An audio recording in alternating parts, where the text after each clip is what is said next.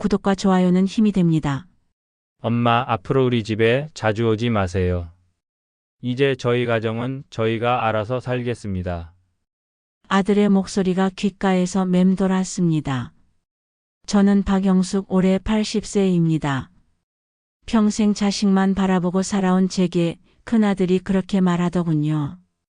그 순간 저는 말 그대로 멈춰 서버렸습니다. 숨이 막혔습니다. 귀를 의심했습니다. 내가 잘못 들은 게 아닐까. 하지만 아들의 표정을 보는 순간 알았습니다. 진심이었구나.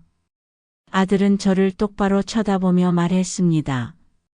엄마도 이제 편히 사세요. 저희 일에는 간섭하지 마시고요. 간섭이라는 단어가 가슴에 박혔습니다. 나는 간섭을 한 게 아니라 보살펴 준 건데. 손주가 아프면 병원에 데려다 주고 며느리가 바쁘면 장보기도 해주고. 그런 게 간섭이었나요? 그럼 민수는 어떻게? 할머니가 돌봐주는 걸 그렇게 좋아하는데. 아들이 한숨을 쉬었습니다. 엄마, 민수는 저희가 키울 겁니다. 엄마가 너무 애를 떠받들어서 버릇이 나빠지고 있어요. 버릇이 나빠진다고요? 제가 손주를 사랑하는 게 잘못이었나요? 과자 하나 더 사주고 장난감 하나 더 사주는 게 그렇게 큰 죄였나요? 며느리 수진이 옆에서 고개를 끄덕였습니다. 어머니, 저희도 이제 독립적으로 살고 싶어요. 매번 어머니께 의존하는 것도 부담스럽고요. 의존이라고요? 제가 언제 의존하라고 했나요? 도움이 필요할 때 도와준 것뿐인데. 손주가 갑자기 열이 날 때, 수진이가 회사 일로 바쁠 때 제가 달려가서 도와준 게 의존을 만든 거라고요. 알겠다. 알겠어. 저는 그렇게 말할 수밖에 없었습니다. 더 이상 말하면 정말 미운 시어머니가 될 것 같았거든요. 아니, 이미 미운 시어머니였나 봅니다. 집으로 돌아가는 길이 유난히 멀게 느껴졌습니다. 버스 안에서 창밖을 바라보며 생각했습니다. 내가 뭘 잘못했나? 자식을 너무 사랑한 게 죄인가? 현관문을 열고 들어서니 집이 너무 조용했습니다. 언제부터 이렇게 조용했나? 아들 가족이 자주 놀러와서 시끌벅적했는데 이제 그런 일은 없겠구나. 거실에 앉아서 가만히 생각해 봤습니다. 아들 말이 완전히 틀린 건 아닙니다. 제가 너무 자주 갔나 봐요. 일주일에 서너 번은 갔으니까. 하지만 그게 그렇게 부담스러웠을까요? 전화가 울렸습니다. 둘째 딸 미영이었습니다. 엄마, 오빠네 갔다 오셨어요? 어떻게 됐어요? 딸도 알고 있었구나. 오빠네 상황을. 응, 갔다 왔어. 별일 없어. 거짓말이었습니다. 별일이 없는 게 아니라 큰일이 났는데. 하지만 딸에게까지 걱정을 끼치고 싶지 않았습니다. 그날 밤 잠이 오지 않았습니다. 천장을 바라보며 계속 생각했습니다. 아들의 말이, 며느리의 표정이, 그 모든 게 머릿속에서 맴돌았습니다. 그 한마디가 제 가슴을 찢어놨습니다. 정말로 찢어진 것 같았어요. 숨 쉬는 것도 힘들었습니다. 나는 평생을 희생했는데 이제 와서 짐이 된 걸까요? 새벽 3시가 넘어서야 잠들었습니다. 꿈에서도 아들이 나왔어요. 엄마, 자주 오지 마세요. 그 말을 계속 반복하더군요. 식은땀을 흘리며 깼습니다. 아침에 일어나서 거울을 봤습니다. 하룻밤 사이에 늙은 것 같았어요. 눈가에 주름이 더 깊어진 것 같고 입가도 처져 보였습니다. 나는 한평생 가족만 바라봤는데 남편이 일찍 세상을 떠난 후로는 더욱 그랬습니다. 아이들이 전부였어요. 내 인생은 없었습니다. 오직 아이들 잘 되기만을 바랐죠. 친구 정순이가 전화를 걸어왔습니다. 영수가 어제 얼굴이 안 좋던데 무슨 일이야? 어제 시장에서 만났을 때 제 표정이 이상했나 봅니다. 아니야, 괜찮아. 괜찮긴 뭐가 괜찮아. 목소리부터 이상해. 나 지금 갈게. 정순이는 정말 30분 후에 왔습니다. 현관문을 열자마자 저를 보더니 깜짝 놀랐어요. 아이고, 이게 뭔 꼴이야. 밤새 울었어? 울었다는 걸 들키고 싶지 않았는데 거울을 제대로 안 봤나 봅니다. 눈이 퉁퉁 부었나 보네요. 앉아 차나 한잔하자. 정순이와 마주 앉아서 어제 있었던 일을 털어놨습니다. 말하면서도 눈물이 났어요. 참으려고 했는데 안 되더군요. 영수가 그동안 너무 힘들었겠다. 나도 며느리 때문에 속상한 적 많아. 그런데 아들까지 그렇게 말하다니. 정순이도 눈시울이 붉어졌습니다. 저만 그런 게 아니구나. 다른 사람들도 비슷한 경험이 있구나. 나는 뭘 잘못했을까, 순이야. 손주 돌봐주고 반찬해다 주고 그게 그렇게 나쁜 일이었을까? 정순이가 제 손을 꼭 잡았습니다. 잘못한 거 없어. 다만 요즘 젊은 애들은 생각이 달라. 우리 때와는 다르다고. 하지만 이해가 안 됐습니다. 가족인데 서로 도우며 사는 게 당연한 거 아닌가요? 왜 그게 간섭이 되고 의존이 되는 건가요? 엄마, 그냥 쉬세요. 저희도 힘들어요. 아들의 또 다른 말이 떠올랐습니다. 저희도 힘들다고요. 그럼 나는 힘들지 않다는 건가요? 80세 늙은 엄마는 힘들지 않다는 건가요? 정순이가 말했습니다. 영수가 너무 상심하지 마. 아들이 지금은 그래도 나중에는 알게 될 거야. 엄마가 얼마나 소중한지. 나중에요. 내가 언제까지 살지도 모르는데 나중에 깨달으면 뭘 해요. 그때는 이미 늦었을 텐데. 나는 평생 남을 위해서만 살았어, 순이야. 남편 위해서, 아이들 위해서. 정작 내 인생은 어디 갔나 몰라. 그때 문득 깨달았습니다. 나에게는 정말 내 인생이 없었구나. 내가 좋아하는 것, 내가 하고 싶은 것, 그런 게 뭔지도 모르겠더라고요. 남편이 세상을 떠난 게 벌써 20년이 넘었습니다. 그때 저는 60세도 안 됐어요. 큰아들이 대학생, 둘째 딸이 고등학생, 막내 아들이 중학생이었죠. 갑작스러운 심장마비였습니다. 병원에 실려갔지만 살리지 못했어요. 그날의 충격은 아직도 생생합니다. 하늘이 무너지는 것 같았죠. 장례식장에서 아이들이 울 때마다 가슴이 찢어졌습니다. 특히 막내 진수가 아빠 언제 와? 하고 물을 때마다 말을 못했어요. 그때부터 제 인생이 바뀌었습니다. 아이들이 전부가 되었어요. 이 아이들만큼은 잘 키워야 한다. 아버지 없이도 떳떳하게 살 수 있게 해야 한다. 그런 마음뿐이었습니다. 새벽 5시에 일어나서 도시락 3개를 챙겼습니다. 큰아들은 대학교 도시락, 딸은 고등학교 도시락, 막내는 중학교 도시락. 각자 좋아하는 반찬을 넣어줬어요. 일도 2개를 했습니다. 낮에는 식당에서 설거지를, 저녁에는 편의점에서 야간 알바를 했죠. 집에 오면 밤 12시가 넘었습니다. 그래도 아이들 학비는 대야 했거든요. 모든 건 며느리가 들어오면서 시작되었습니다. 큰아들이 결혼한다고 했을 때 얼마나 기뻤는지 몰라요. 드디어 우리 집에도 따뜻한 여자의 손길이 생기겠구나. 수진이는 첫인상이 좋았습니다. 예쁘고 똑똑해 보였어요. 대기업에 다닌다고 했을 때 자랑스러웠죠. 우리 아들이 좋은 사람을 만났구나. 결혼식 날을 아직도 기억합니다. 수진이네 집안은 우리보다 훨씬 잘 사는 것 같았어요.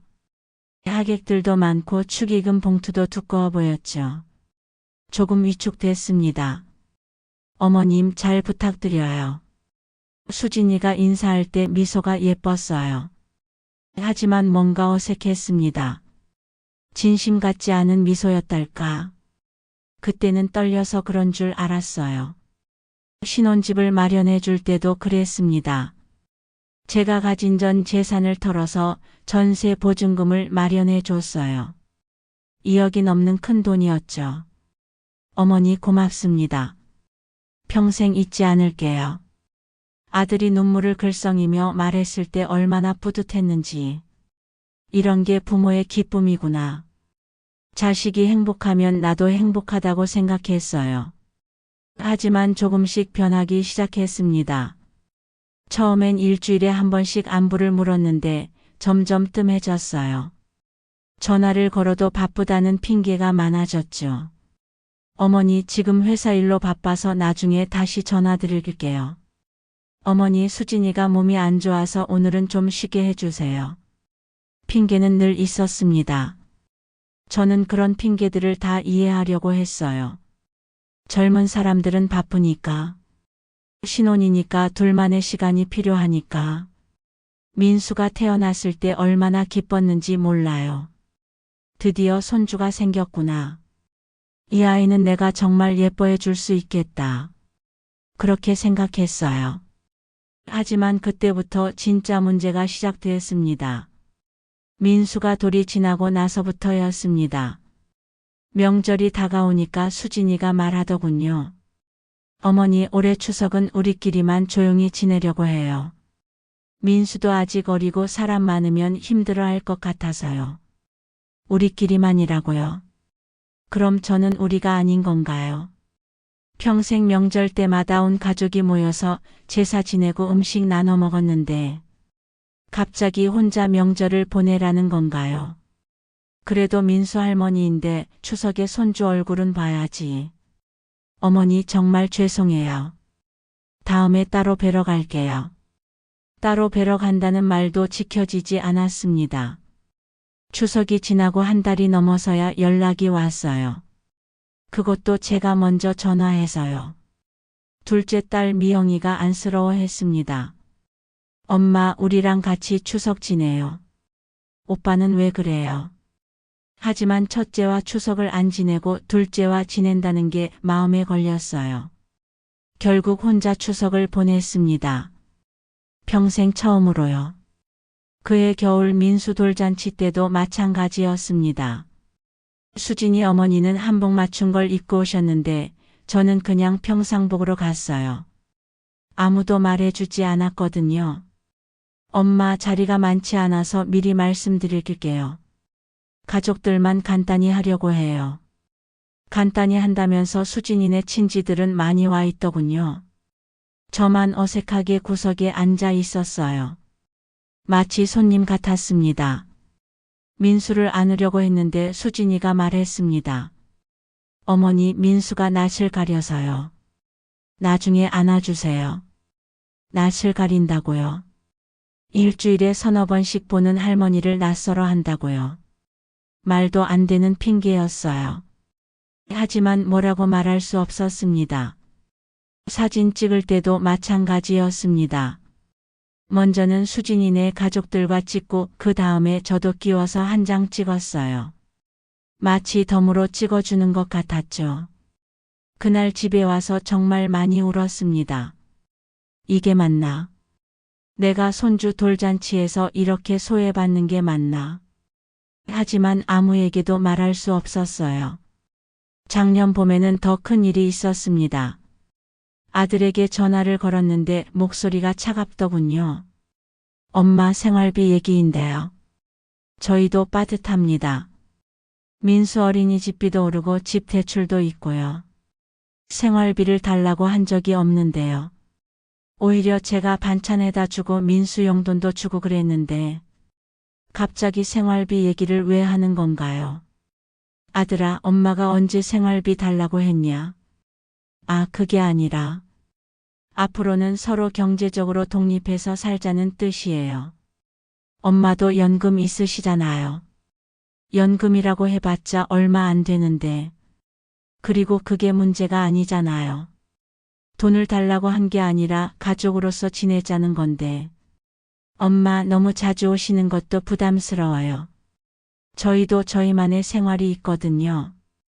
부담스럽다는 말에 가슴이 내려앉았습니다. 내가 부담스러운 존재였구나. 사랑하는 아들에게 짐이 되고 있었구나. 그날부터 발걸음을 줄였습니다. 일주일에 서너 번 가던 걸 일주일에 한 번으로, 그것도 미리 전화해서 괜찮은지 물어보고 갔어요. 하지만 그것도 오래가지 못했습니다. 결국 어제 그런 말을 듣게 됐죠. 아예 오지 말라는. 엄마, 앞으로 자주 오지 마세요. 저희 가정은 저희가 지켜야 합니다. 그 말은 칼이 되어 제 심장을 후벼 팠습니다. 숨조차 쉴 수 없었습니다. 정말 숨이 막혔어요. 이런 기분이 죽는 기분인가 싶었습니다. 아들의 표정은 단호했습니다. 조금의 망설임도 없었어요. 오랫동안 생각한 것 같았습니다. 어떻게 엄마에게 이 말을 할까 그런 고민을 했을 것 같아요. 저희 가정이라고 했지 엄마. 우리 가정이 아니라. 저는 그 말에 가장 큰 상처를 받았습니다. 언제부터 우리가 남이 됐나요? 언제부터 저는 아들 가정에서 빠진 건가요? 수진이도 옆에서 고개를 끄덕이고 있었어요. 둘이 미리 상의한 것 같았습니다. 어떻게 시어머니를 내쫓을까? 그런 상의를요. 민수는 어떻게? 할머니 보고 싶어 하면.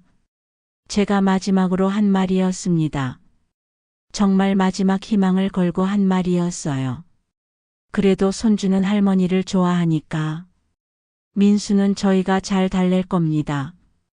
어머니가 너무 자주 와서 아이가 의존적이 되고 있어요. 의존적이 된다고요? 할머니를 좋아하는 게 의존적이라고요? 그럼 사랑이 뭔가요? 가족이 뭔가요? 그 순간 정말 많은 생각이 스쳐갔습니다. 아들을 낳았을 때 기저귀를 갈아주던데, 밤새 열병으로 끙끙댈 때 간병하던데, 그 모든 기억들이 주마등처럼 지나갔어요. 대학 등록금을 마련하려고 밤낮으로 일했던 것도 생각났습니다. 손가락이 다 부르트도록 설거지를 했던 거, 편의점에서 야간 근무를 했던 거, 결혼할 때 전 재산을 털어서 신혼집을 마련해 준 것도, 민수가 태어났을 때 산후조리원비를 내준 것도, 그 모든 게 이제 와서 간섭이고 의존이라고 하는군요. 엄마도 이제 편히 사세요. 편히 살라고요. 자식 걱정 안 하고 편히 살라고요. 그게 가능한 줄 아세요? 80세가 되도록 자식 걱정이 몸에 밴 엄마한테 편히 살라고요. 아들이 마지막으로 말했습니다. 가끔 안부 전화는 드릴게요. 하지만 자주 만나는 건 서로를 위해서도 좋지 않을 것 같아요. 서로를 위해서라고요. 제가 언제 만나는 게 싫다고 했나요? 저는 아들을 볼 때마다 행복했는데, 손주를 볼 때마다 기뻤는데, 집으로 돌아오는 길에 눈물이 계속 나왔습니다. 버스 안에서 참으려고 했는데 안 되더군요. 옆에 앉은 사람이 걱정스럽게 쳐다봤어요. 집에 들어와서는 소리내서 울었습니다. 아무도 없으니까 참을 필요가 없었어요. 가슴이 찢어지는 것 같았습니다. 정말 찢어지는 것 같았어요. 거실 선반에 있는 가족 사진을 봤습니다. 민수 첫 돌 때 찍은 사진이었어요. 그때는 모두 웃고 있었는데, 행복해 보였는데, 언제부터 이렇게 됐을까요? 내가 잘못 살아온 걸까요? 왜 나는 내 인생 한 번도 돌보지 않았을까요? 한밤중에 홀로 앉아서 지난 세월을 돌이켜 봤습니다. 남편과 결혼한 게 25살 때였어요. 그때부터 지금까지 55년 동안 나는 뭘 했나? 처음 10년은 남편을 위해 살았습니다. 시집살이도 하고 아이들도 키우고, 남편이 좋아하는 음식 해주고 남편 친구들 오면 대접하고, 남편이 세상을 떠난 후 20년은 아이들을 위해 살았어요. 학비 벌고 결혼자금 마련하고 손주들 돌보고, 내 시간, 내 돈, 내 몸 모든 걸 아이들에게 줬습니다. 그런데 지금 나한테 남은 게 뭔가요? 아무것도 없어요. 친구도 별로 없고 취미도 없고 내가 좋아하는 것도 모르겠어요. 젊었을 때 꿈이 있었나 생각해 봤습니다. 있었어요. 옷 만드는 일을 배우고 싶었어요. 재봉틀 돌리는 소리가 좋았거든요. 하지만 결혼하면서 포기했죠. 여행도 가보고 싶었습니다. 남편이 살아있을 때 한번 제주도 갔다 온 게 전부예요. 외국은 꿈도 못 꿨죠. 돈도 없었고 시간도 없었고 음악도 배우고 싶었어요. 피아노를 쳐보고 싶었거든요. 동네 피아노 학원 앞을 지날 때마다 부러워했어요. 하지만 그런 건 사치라고 생각했습니다. 왜 나는 평생 참고만 살았을까요? 하고 싶은 거 하지 말고 먹고 싶은 거 먹지 말고 가고 싶은 데 가지 말고 항상 남을 먼저 생각했어요. 새벽 3시가 넘어서도 잠이 오지 않았습니다. 가슴이 답답해서 창문을 열었어요. 찬바람이 들어왔지만 가슴속은 여전히 뜨겁고 아팠습니다. 거울을 봤습니다. 80세 박영수. 주름투성이 얼굴, 허리도 굽고 머리카락도 희끗희끗. 이제 정말 늙었구나. 아들 말대로 짐이 되는 나이구나. 그런데 정말 궁금했어요. 내 인생은 도대체 어디에 있었을까? 80년을 살았는데 정작 나를 위한 시간은 언제였을까? 아들들이 어렸을 때를 생각해 봤습니다. 그때는 힘들어도 보람이 있었어요. 아이들이 엄마 하면서 달려올 때, 성적표 받아올 때, 그럴 때는 정말 행복했거든요. 하지만 언제부터인가 그런 기쁨도 사라졌습니다. 아이들이 커갈수록 저와는 멀어졌어요. 당연한 일이라고 생각했는데 이렇게 완전히 밀어내는 날이 올 줄은 몰랐습니다. 내 인생은 어디 있었나? 소리내서 중얼거렸더니 더 슬퍼졌어요. 메아리처럼 돌아오는 제 목소리가 너무 쓸쓸했거든요. 친구들은 어떻게 살고 있을까 궁금했습니다. 정순이는 혼자 살지만 늘 바빠 보여요. 문화센터도 다니고 동네 모임도 나가고 나보다 훨씬 활기차게 사는 것 같아요. 나는 왜 그렇게 못 살았을까? 왜 아들한테만 매달렸을까? 다른 것도 해볼 걸 그랬나? 그런 후회가 밀려왔습니다. 새벽 5시가 되어서야 조금 잠들었어요. 그마저도 꿈이 좋지 않았습니다. 아들이 저를 모르는 척하는 꿈, 손주가 할머니라고 부르지 않는 꿈. 그런 악몽들이었어요. 아침에 일어나니 온몸이 아팠습니다. 마음이 아프니까 몸도 아픈가 봅니다. 거울 속 제 모습이 하룻밤 사이에 더 늙어 보였어요. 이렇게 살다가 죽는 건가? 아무도 그리워하지 않는 채로. 그런 생각이 들었습니다. 친구 정순이가 점심때 또 왔습니다. 영수가 어젯밤 잠 못 잤지? 얼굴이 말이 아니야. 정순이는 정말 좋은 친구예요. 이런 때 찾아와 주니까 얼마나 고마운지. 혼자였다면 정말 견딜 수 없었을 거예요. 순이야, 나는 이제 어떻게 살아야 할까? 뭔 소리야. 아직 팔팔하게 살 나이잖아. 팔팔하다니. 80세가 팔팔한 나이인가요? 하지만 정순이 말에 조금 위로가 됐어요. 영수가 자식만 바라보지 마라. 이제라도 자기 인생 살아야지. 자기 인생이라. 그게 뭔지도 모르겠어요. 80년을 살았는데 자기 인생이 뭔지 모르다니. 우습지 않나요? 나는 뭘 해야 할지 모르겠어. 평생 남만 챙기고 살아서. 정순이가 제 손을 꼭 잡고 말했습니다. 그럼 이제부터라도 내가 하고 싶었던 거 해봐. 늦었다고 생각하지 말고. 하고 싶었던 것들이 하나둘 떠올랐습니다. 옷 만들기, 피아노, 여행. 어렸을 때부터 해보고 싶었던 것들이었어요. 문화센터라도 나가봐. 거기서 새로운 사람들도 만나고 새로운 걸 배우고. 그러면 기분도 달라질 거야. 문화센터요. 생각해 본 적이 없었어요. 그런 데는 여유 있는 사람들이 다니는 곳이라고만 생각했거든요. 돈도 많이 들겠지. 아이고, 얼마나 든다고. 한 달에 몇만 원이면 되는데 영숙이가 그동안 아들네한테 써준 돈 생각해봐. 그에 비하면 세 발의 피야. 맞는 말이었어요.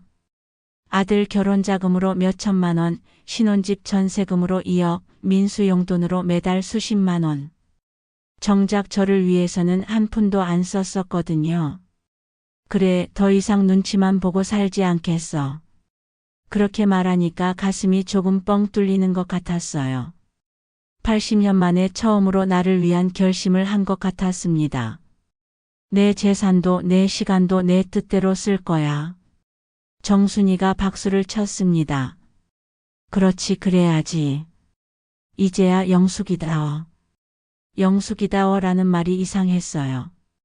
그럼 지금까지는 영숙이답지 않게 살았다는 건가요? 그런가 봅니다. 나답지 않게 살았나 봐요. 그날 오후 정순이와 함께 동네 문화센터에 갔습니다. 생각보다 할 게 많더군요. 요가, 댄스, 노래교실, 서예, 그림 그리기. 뭘 해볼까? 내가 하고 싶은 거 해. 이제부터는 내 마음대로 해. 제 마음대로. 그 말이 이상하게 떨렸어요. 평생 처음 듣는 말 같았거든요. 서예를 선택했습니다. 붓글씨를 써보고 싶었어요. 예쁜 글씨를 쓸 수 있게 되면 손주에게 편지도 써주고 싶었고요. 아, 그런데 손주는 이제 못 본다고 했지요. 그래도 상관없어요. 나를 위해서라도 배울 수 있잖아요. 강사 선생님이 친절했습니다. 어머님 처음이세요? 괜찮아요. 천천히 배우시면 돼요. 붓을 잡는 것부터 어색했지만 신기했어요. 먹물이 종이에 스며드는 것도, 글자가 하나씩 완성되는 것도. 이런 재미가 있는 줄 몰랐어요. 수업이 끝나고 집에 오는 길에 기분이 좋았습니다. 오랜만에 느끼는 기분이었어요. 뭔가 새로운 걸 시작한다는 설렘 같은 것. 아들 생각은 안 났어요. 서예에 집중하는 동안에는 아무 생각이 안 났거든요. 이런 것도 치유가 되는구나. 그렇게 생각했습니다. 문화센터를 다닌 지 한 달이 지났습니다. 서예반에서 친구들도 사귀었어요. 다들 저처럼 혼자 사는 분들이었습니다. 김순자 선생님은 70세인데 정말 활기차세요. 영숙 씨 붓글씨 실력이 늘었어요. 소질이 있나 봐. 칭찬을 들으니 어린아이처럼 기뻤어요. 언제 마지막으로 칭찬을 들어봤나 생각해보니 기억이 안 났습니다. 둘째 딸 미영이가 놀랐어요. 엄마, 요즘 표정이 밝아지셨네. 무슨 좋은 일 있으세요? 문화센터에서 서예 배워. 재미있더라. 와, 엄마가 서예를요? 대박이에요. 딸이 신기해하니까 더 뿌듯했어요. 이런 게 보람이구나. 누군가에게 의존하지 않고 내 힘으로 뭔가를 해내는 것. 서예반 친구들과 소소한 모임도 가졌습니다.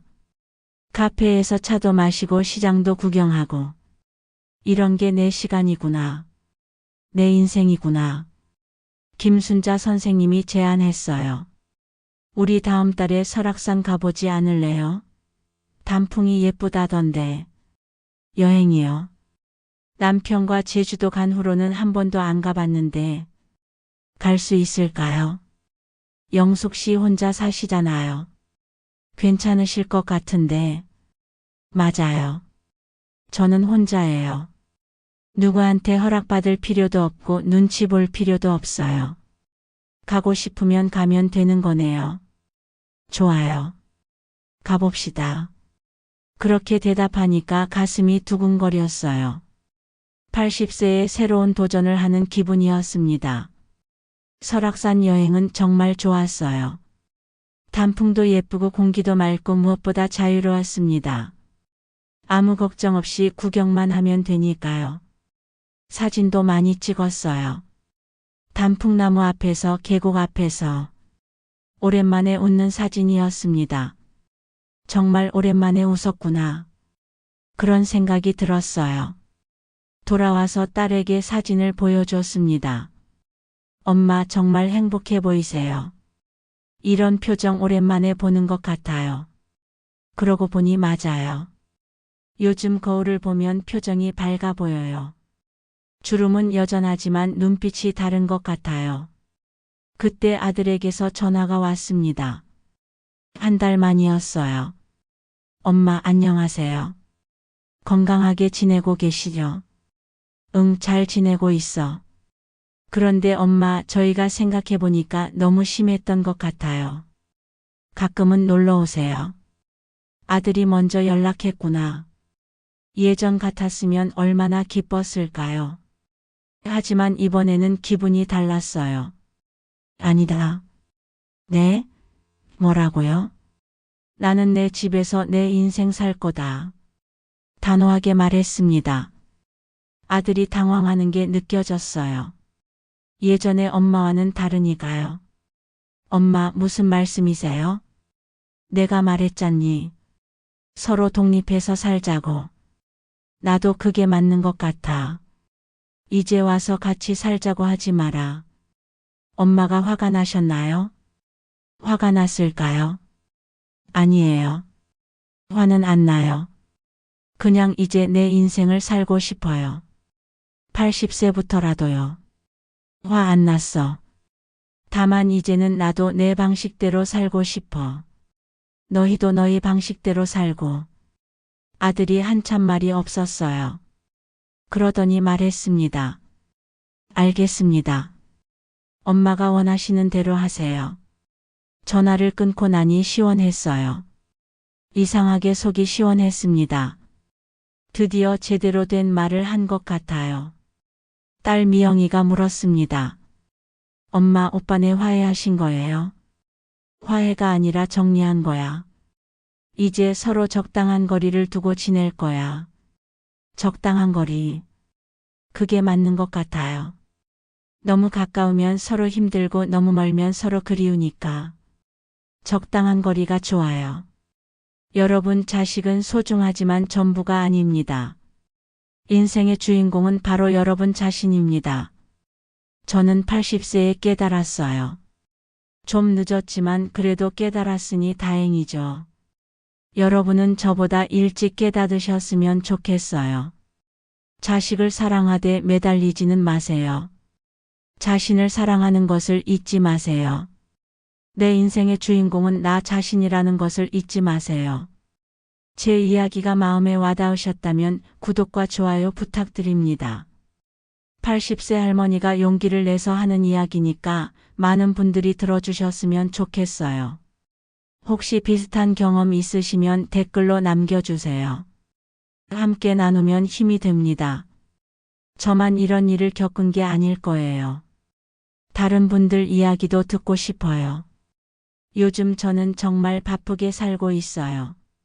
서예도 배우고 친구들과 모임도 하고 가끔 여행도 가고 80년 중에 가장 즐거운 시간을 보내고 있습니다.